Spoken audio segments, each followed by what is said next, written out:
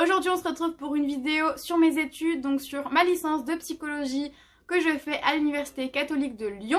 Donc si vous voulez en savoir un peu plus sur la faculté, comment prendre ses notes à la fac et toute mon organisation, je vous laisse regarder la vidéo. Du coup pour commencer, moi j'ai fait un bac littéraire, donc il y a de ça 3 ans, il me semble que je l'ai eu en 2016 à peu près. Donc j'ai fait un bac L. Pourquoi j'ai fait un bac L? Parce que tout simplement tout ce qui était scientifique, c'est-à-dire les sciences, la physique et surtout les mathématiques, ce n'était pas du tout fait pour ma personne. Donc j'ai tout simplement arrêté les mathématiques, les sciences, etc. En allant en littéraire. J'ai adoré la filière L, c'était vraiment super bien. Alors oui, on avait énormément de philosophie, de littérature, d'anglais, de langue, mais moi c'est ce que j'aimais. Donc forcément j'étais hyper épanouie dans mon bac littéraire, donc j'ai eu mon bac littéraire avec mention assez bien. Donc j'étais plutôt contente. Donc après le bac, il faut choisir son orientation. Comment vous dire que c'était pas forcément évident pour tout le monde et surtout pas pour moi. Je vais pas vous dire que depuis que j'ai 2 ans je veux être psychologue parce que ce serait complètement faux. Donc après le bac, j'avais postulé du coup en psychologie en premier vœu. Donc c'était l'école publique qui est à Lyon. Pour ceux qui savent pas, je fais mes études à Lyon, donc j'habite à Lyon de base. Donc j'avais postulé dans l'université Lyon 2, donc qui est l'université publique de Lyon, donc en psychologie. En deuxième choix, donc j'avais mis une autre psychologie qui est à l'université catholique de Lyon, donc c'est une fac privée. Et ensuite j'avais mis plein de choses et j'avais terminé par LEA. Donc au début j'avais été prise en LEA. LEA ça m'aurait pas déplu en fait. Ce que j'aimais pas avec LEA c'est que les études me plaisaient et m'auraient sûrement hyper intéressée. Par contre les débouchés par la suite, à part faire du tourisme, être traducteur, etc. Moi ça m'intéresse pas du tout. Donc du coup j'étais prise en LEA à la fac Lyon 2 également. Donc je ne voulais absolument pas y aller. Donc pour vous expliquer un peu grossièrement, on a un peu harcelé l'université catholique de Lyon, puisque de toute manière l'université publique c'était un tirage au sort. Donc c'est à dire que moi je suis tombée l'année, donc moi c'était encore APB non, et donc pas post-bac qui est je crois actuellement. Donc nous c'était APB et cette année-là il y avait énormément de demandes au niveau des facs. Et les facs publiques, enfin la plupart en tout cas à Lyon, ont opté pour un tirage au sort. Donc je n'ai pas été tirée au sort malheureusement. Ce qu'on a fait avec ma maman, surtout ma maman qui l'a fait, on a appelé l'université catholique de Lyon. J'ai eu un entretien, finalement ils m'ont prise hors l'application APB et donc du coup tout allait bien pour moi. Donc pour vous expliquer un peu ce que j'ai choisi, à l'université catholique de Lyon, vous avez plusieurs portails quand vous rentrez en première année de psychologie. Vous avez le portail sciences de l'éducation qui est celui que j'ai pris et vous avez le portail philosophie. Moi j'ai choisi de prendre sciences de l'éducation parce que je savais pas encore trop ce que je voulais faire et philosophie pour moi c'était un peu trop réducteur, même si par la suite absolument pas. Donc peut-être que j'aurais finalement opté pour philosophie mais je savais pas du tout, donc j'étais très contente d'être en sciences de l'éducation. Donc ma première année s'est plutôt bien passée dans l'ensemble. C'est un peu compliqué au début de trouver son rythme, de trouver ses marques parce que ça change quand même pas mal du lycée, mais ça allait. Mais finalement à la fin de cette année-là, je n'ai pas eu mon année. J'ai redoublé ma première année, j'ai redoublé que le deuxième semestre, dans tous les cas il me manquait 0,01 point. Donc on va dire que j'y suis allée un peu pour rien, mais au moins ça m'a permis de me recentrer sur moi-même, de savoir ce que je voulais, de gagner peut-être en maturité, et même certainement, puisque j'ai travaillé du coup pendant cette année-là. Du coup, après cette première année, j'ai refait une première année, et donc j'ai réussi ma première année, donc l'année dernière, avec des super bonnes notes, donc j'étais hyper contente de moi. C'est vrai que du coup je serais passée à râler pâquerette, alors que là du coup j'ai pu avoir un dossier un peu meilleur au niveau des notes. Ce qui change le plus quand on passe du coup du lycée à la fac, tout simplement on est libre. Vous n'êtes pas obligé d'aller à tous les cours. C'est-à-dire que moi il y a des cours où je ne vais absolument pas, soit parce que je n'aime pas le cours, soit parce que dans tous les cas on peut toujours récupérer des cours d'anciennes années. Donc moi c'est avec mes anciennes amies du coup que j'ai pu récupérer des cours. Donc ça peut être hyper utile, hyper intéressant surtout d'avoir les cours de l'année dernière pour essayer de comparer surtout les sujets de partiel. Les sujets de partiel, des fois ils changent pas tant que ça entre les 2 années. Donc c'est vrai que c'est hyper important pour s'entraîner, c'est quand même beaucoup mieux que de rien avoir et de réviser avec des annales, surtout qu'à la fac, normalement vous n'avez pas d'annales de disponibles. En tout cas la mienne n'en donne pas du tout. Donc la licence de psychologie, donc je sais pas si je vous l'ai dit, donc ça se déroule en 3 ans, donc comme une licence classique. Vous avez votre première année qui est hyper théorique. Alors à chaque fois je vais parler vraiment que pour mon propre cas parce que je connais pas toutes les facs de France. Et dans tous les cas les cours et les options changent en fonction des facs et des villes. Donc vous n'aurez absolument pas les mêmes cours que moi. Si vous êtes, je ne sais pas moi, dans la fac de Nantes par exemple, vous n'aurez pas du tout les mêmes cours que ceux que j'ai moi. Donc la première année c'était quelque chose de très théorique, très basique, pas vraiment encore trop, c'était pas vraiment spécialisé psychologie, c'était plus une introduction à la psychologie, des découvertes, que vraiment des cas concrets et des cas très intéressants. Surtout le premier semestre, c'était ennuyeux à mourir. Du coup, comme je vous l'ai dit, la première année c'était très théorique et très général, et donc du coup là la deuxième année c'est tellement plus intéressant. Pour vous donner un peu les matières que ma fac propose, en tout cas en deuxième année, c'est de la psychologie sociale, de la psychologie cognitive, de la psychologie du développement, de la neurobiologie en TD et en CM, j'ai des cours d'informatique, des cours d'anglais et des cours du coup de DTO. DTO c'est du coup tout ce qui est autour des tests et des outils utilisés par le psychologue, par le professionnel du coup en milieu psychologique. Donc du coup c'est hyper intéressant, c'est le cours qui demande, en tout cas pour ma part, le plus de connaissances, que c'est du par cœur, par cœur, par cœur. Mais sinon c'est hyper intéressant de comprendre un peu le fonctionnement des tests, comment ils ont été inventés, pourquoi, est-ce que vraiment on peut s'y fier, c'est hyper passionnant. Donc du coup ça c'est que mes cours du premier semestre. En deuxième semestre on aura notamment la psychopathologie et du coup la psychologie clinique qui vont se rajouter. Au niveau de du premier semestre pour l'instant ça se passe plutôt bien, j'ai mes partiels la semaine prochaine. Donc j'espère que, on croise les doigts, ce sera plutôt positif pour moi. Et donc du coup comment se passe l'organisation à la fac? Vous avez deux grandes écoles, vous avez ceux qui prennent en papier et ceux qui prennent à l'ordinateur. Perso, je sais pas comment font ceux qui prennent leurs cours en format papier. Moi déjà l'ordinateur c'est pas la joie, mais alors à la main faut même pas imaginer quoi. Surtout que la plupart des profs changent leurs phrases à peu près 100 fois quand ils la disent. Au moins en format numérique, les cours sont toujours beaux, sont toujours bien propres. Donc je prends mes cours sur Word comme 90% des étudiants. Avant je le prenais sur le Drive, mais le problème c'est qu'on n'a pas toutes les fonctionnalités de Word et que quand moi je veux imprimer mes cours, parce que je préfère largement apprendre sur du papier que sur un ordinateur. Du coup, on n'a pas du tout la pagination ni la mise en page de Word qui est correctement associée. Donc du coup, je préfère tout prendre sur le Word. Maintenant, il y a un Drive. Donc c'est idéal et franchement, c'est beaucoup plus propre. Donc comme je vous l'ai dit, moi, je préfère largement apprendre sur du papier. Donc du coup, j'imprime tous mes cours. Je sais, pour la planète, c'est pas le top. Mais moi, apprendre sur un ordinateur, l'année dernière, j'ai essayé. C'est pas mal, mais c'est pas du tout l'idéal. Surtout qu'on a toujours des petites annotations à écrire ou à surligner, donc moi je préfère tout imprimer, donc j'imprime tout en recto verso dans tous les cas. Moi je mets ça dans un grand trieur comme ceci avec pas mal de place au niveau de l'épaisseur.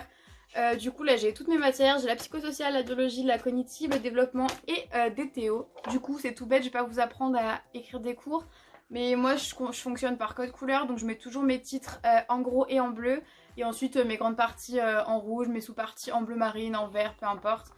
Et ce qui est super pratique, surtout avec la neurobiologie, c'est de mettre tout ce qui est schéma. Parce que c'est ce qui va vous aider. En général, c'est là-dessus que vous êtes un 0G au partiel. Donc moi qui suis une brêle en biologie, je ferais mieux de m'activer. Bien sûr, on va pas apprendre sur les cours. Il y a beaucoup de personnes qui le font. Moi, je le fais pour certains cours qui me semblent un peu plus évidents et un peu plus logiques à apprendre. Mais la plupart du temps, soit je fiche mes cours, soit je fais des espèces de cartes mentales en fait, avec du coup un peu toutes les informations. Donc au début de l'année j'ai commencé sur des fiches Bristol et finalement je me suis rendu compte que ça me prenait énormément de temps de tout écrire à la main.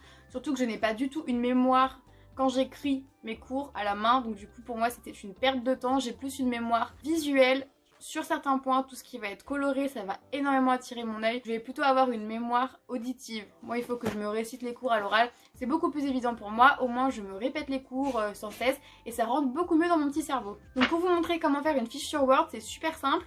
Donc moi j'avais un cours de psychologie cognitive qui est assez conséquent, je vais vous montrer un peu l'épaisseur du truc et je vous montrerai du coup comment j'ai réussi à condenser et à organiser mes fiches de révision. Donc pour vous montrer, ça c'est mon cours de psychologie cognitive sur la mémoire, donc ce n'est qu'un seul chapitre, hein, je tiens à le préciser. Donc au niveau de la pagination, on est à peu près sur une quinzaine de pages au format Word, donc 15 pages verso, par recto verso là pour le coup. Et donc du coup, comment j'ai réussi à tout synthétiser? C'est tout simple. Moi, je m'aide d'une nouvelle technique que je me suis un petit peu appropriée, que j'ai un petit peu mise à ma sauce. Donc ce que je fais, c'est que sur Word, je vais vous mettre d'un côté mon cours et de l'autre côté une page de Word vierge. Et à partir de ça, je vais écrire juste les grandes thématiques ou les grandes définitions à connaître. En mettant les titres importants en majuscules, en gras et en soulignage. Et donc du coup, vous voyez... on réussit à condenser ces cours en ne notant que les grandes notions ou alors les notions que vous ne connaissez pas.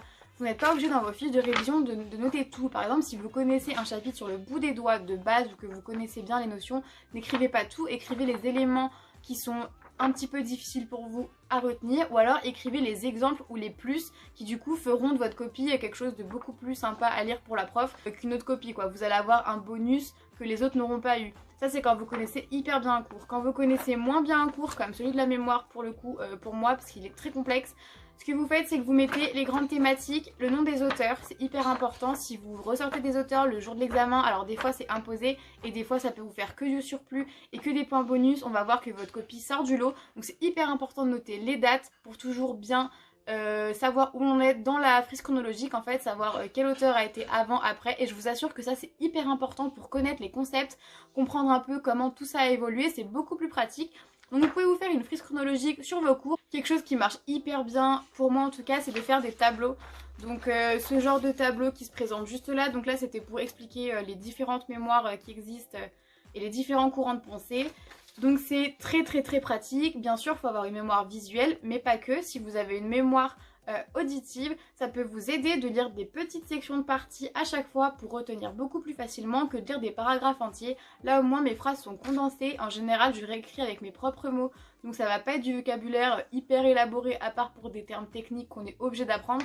Sinon ça va plus être un résumé, on va dire abrégé, hyper simplifié pour que moi je puisse comprendre. Donc ça c'est la manière de prendre ces notes et ces fiches de révision sur l'ordinateur.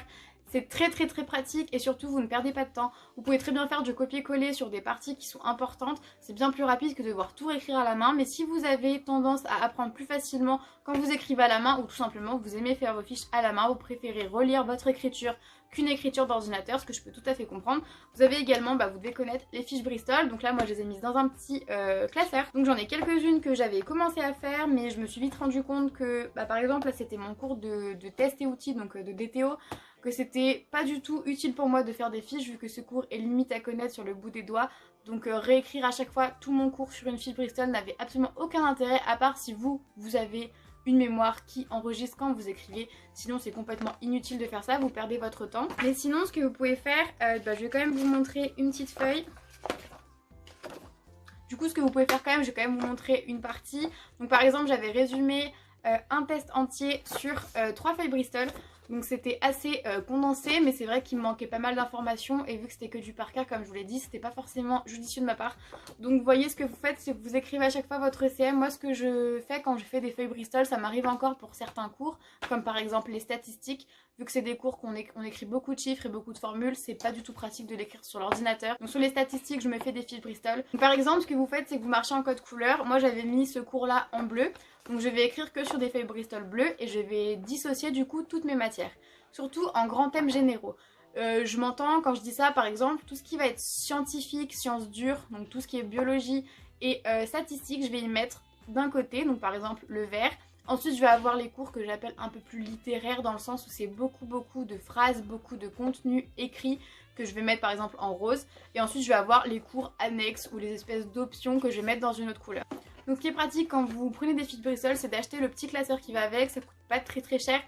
Au début je pense que c'est un petit peu un petit investissement, ça doit coûter quoi, 5 €, mais au moins vous en avez pour un bon moment. Il existe aussi des intercalaires qu'on peut glisser à l'intérieur, mais moi j'en ai pas trouvé, en tout cas pas la bonne dimension, donc en général je crée mes propres intercalaires. Sinon vous avez également la méthode annexe que j'utilisais énormément avant, c'est de prendre un cahier, donc un petit cahier lambda, vous savez, un tout petit cahier, et d'écrire vos fiches de révision à l'intérieur. Le seul souci c'est qu'en général on ne peut pas faire un cahier par matière, déjà ce serait pas du tout rentable, et puis on n'écrit jamais un cahier entier de fiches de révision. Et du coup, essayer de faire des sections en estimant à l'avance quelle quantité de place va prendre chaque cours, c'est un petit peu compliqué. Donc des fois il m'arrivait d'avoir sélectionné par exemple 20 pages pour un chapitre et que ça ne rentre pas, et donc du coup je devais déborder sur les pages d'après, donc qui était une autre matière, donc c'était pas du tout évident. Mais si vous arrivez à peu près à gérer votre temps et votre espace d'écriture, ça peut être hyper bien d'avoir un petit carnet. Réviser sur un classeur comme ça, c'est pas du tout l'idéal. C'est pour ça que moi j'ai opté pour la méthode de fiches de révision à l'ordinateur. C'est plus propre, c'est plus clair, c'est beaucoup plus facile à lire et au moins on perd moins de temps quand on les fait. Du coup ça c'est mon organisation à la fac, en tout cas celle que je prends. Pour tout ce qui est révision, j'ai pas vraiment de planning parce que je ne m'y tiens jamais. Je fais un peu à l'instinct et surtout aux partiels et aux cours que je maîtrise le moins. Je vais les prioriser dans mon ordre de révision pour finir par ceux que je maîtrise le mieux ou que j'estime un petit peu moins compliqués. Après c'est à vous de prendre vos notes en fonction des attentes des professeurs. C'est sûr que si c'est un QCM, vous n'allez pas apprendre de la même manière et surtout la même quantité d'informations que si c'est une rédaction ou des commentaires de texte ou des cas concrets, des études, des schémas, etc. Du coup, va vraiment falloir adapter votre prise de notes en cours, vos fiches de révision et votre manière de réviser. Il y a des cours qu'on révise à l'oral, il y a des cours qu'on révise en par cœur et il y a des cours qu'il faut comprendre. Vraiment, il faut surtout comprendre son cours pour ensuite l'apprendre. Si vous apprenez sans comprendre, ça n'a aucun sens dans un premier temps et c'est 2 fois plus dur à faire. Et devant la feuille d'examen, si vous n'allez pas avoir exactement le terme que vous avez pris en cours, vous allez être complètement perdu. Ce qu'il faut retenir de la fac, c'est vraiment que c'est un milieu très autonome. On vous demande énormément de connaissances personnelles plutôt que des connaissances scolaires. Quand je dis ça, c'est qu'il faut vraiment lire de vous-même, il faut vraiment faire des recherches par vous-même, lire des auteurs que vous aimez certains concepts, il faut vraiment que vous fassiez des recherches qui viennent de vous et comme ça vous pourrez ressortir les choses avec vos mots et c'est sûr que le jour de l'examen, avoir des connaissances supplémentaires sur des domaines, ça peut, je pense, et c'est même sûr, faire pencher la balance si on hésite entre 2 notes, on vous mettra plus facilement la note supérieure si vous avez des plus et des choses que vous avez apportées de vous, de votre réflexion personnelle d'un premier temps et surtout de connaissances personnelles que vous avez acquises en lisant des livres, des articles universitaires ou les articles des auteurs, leur bibliographie, etc. Du coup, c'est tout pour mon organisation et mes études de psychologie. Si vous avez des questions plus particulières sur des domaines, sur des champs que vous voulez que j'aborde, il n'y a aucun problème, vous me laissez tout en commentaire et puis j'aimerais bien du coup voir quelles sont vos questions par rapport à ces études-là. Je sais que ça passionne pas mal de gens, mais pas mal de gens se font des idées complètement fausses à propos de cette faculté. Donc du coup, si vous voulez en savoir un petit peu plus, dites-moi en commentaire quelques questions. Je serai ravie de vous faire une partie 2 en répondant aux questions qui sont les plus demandées, les plus fréquemment posées autour de mes études. Donc du coup, on va s'arrêter là pour aujourd'hui. Merci d'avoir regardé la vidéo. Si jamais ça vous a plu et si vous voulez en savoir plus, n'hésitez pas à mettre un petit pouce en l'air, ça me ferait trop plaisir. Je voulais vous remercier pour ma vidéo sur les sacs à main qui a dépassé les 1200 vues. Pour certains, ça va être hyper faible et pour moi c'est hyper important. Je trouve ça ouf de me dire que 1200 personnes ont regardé ma petite tête. Donc du coup, ça me touche droit au cœur. Donc merci beaucoup à vous. Et puis on se retrouve dans une nouvelle vidéo. Je pense qu'il n'y aura pas de vidéo la semaine prochaine, je sais pas encore puisque j'ai ma semaine de partiel. Donc clairement ça va pas être une priorité de sortir une vidéo mercredi prochain. Mais on se retrouvera dans tous les cas plus tard pour les vidéos de Noël qui vont sûrement arriver. Donc je vous laisse aimer la vidéo, mettre la petite cloche si vous voulez voir ma tête un petit peu plus souvent. Et on se dit à la prochaine. Ciao!